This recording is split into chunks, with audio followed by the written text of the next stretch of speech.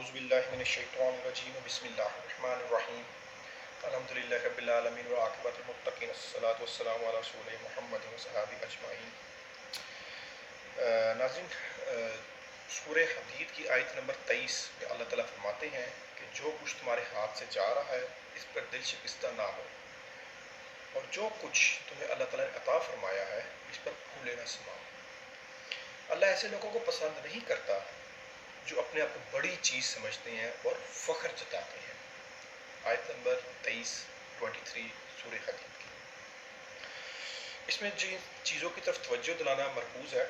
وہ یہ کہ جو کچھ تمہارے ہاتھ سے جاتا رہے، یعنی جو تمہارا نقصان ہو جائے، جب تم سے کوئی چیز لے لی جائے، چھین جائے، اللہ تعالیٰ واپس لے لے،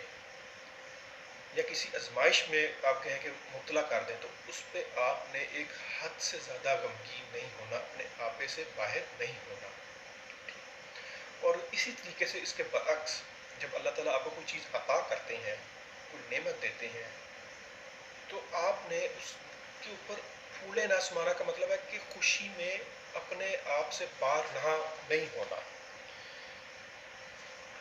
اب یہ دو ایسے مقامات ہیں جو عام طور پہ لوگ ایکسٹریم لیول پہ جا کے جن کو سیلیبریٹ کرتے ہیں۔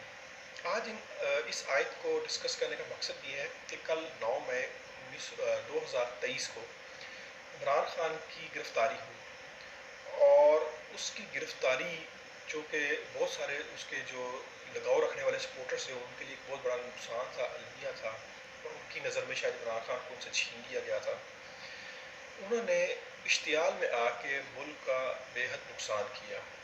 گاڑیاں چلائی، گھروں کے شیشے توڑے، کورٹ کمانڈر ہاؤس میں گھس گئے، GHQ میں گھس گئے، اور بھی بہت ساری جگہوں پہ نا لوگوں کو عوام کو بھی تنگ کیا اور نقصانات کیے۔ تو اب جبکہ یہ جو ان کا ایکشن ہے، جو انہوں نے کام کیا، یہ جو ان کا عمل ہے، یہ ٹوٹلی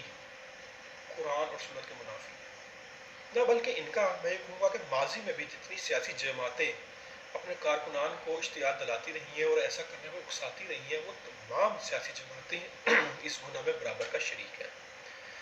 تو سیاسی کارکن ہونا اچھی چیز ہے، آپ کریں سیاست، اپنے لیڈرز کی بات سنیں، لیکن ساتھ ساتھ جو سب سے اہم چیز ہے ہمارے لیے قرآن پاک کی ہدایت ہے۔ قرآن پاک نے جو ہمیں فرمایا ہے، جو ہمیں سکھایا ہے،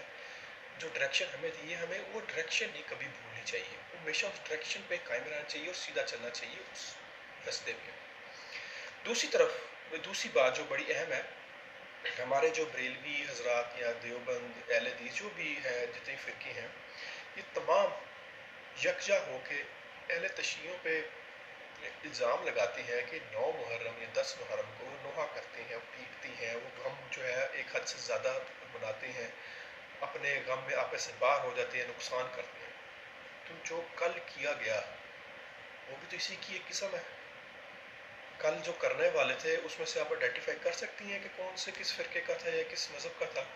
سب یکجا ہو کے ایک کٹھے ہو کے وہی کام کر رہے تھے، آپے سے باہر ہو گئے، وہی توڑ پھوڑ، وہی جلاؤ گھراؤ،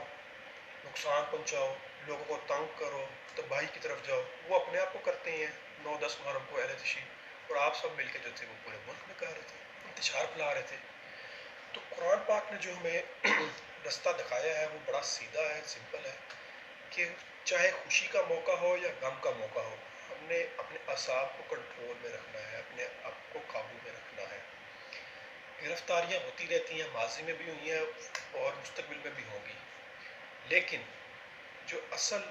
چیز ہے وہ ہے قرآن اور سنت کا راستہ، ہمیں اس راستے میں قائم و دائم رہنا چاہیے۔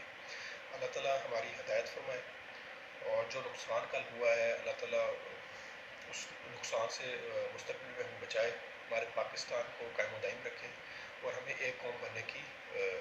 جو ہے راستہ دکھائے کہ ہم کیسے ایک قوم بن سکتے ہیں اور ایک راستے پہ چل سکتے ہیں اور سارے ایک متحد ہو کے یونٹی کے ساتھ رہ سکتے ہیں۔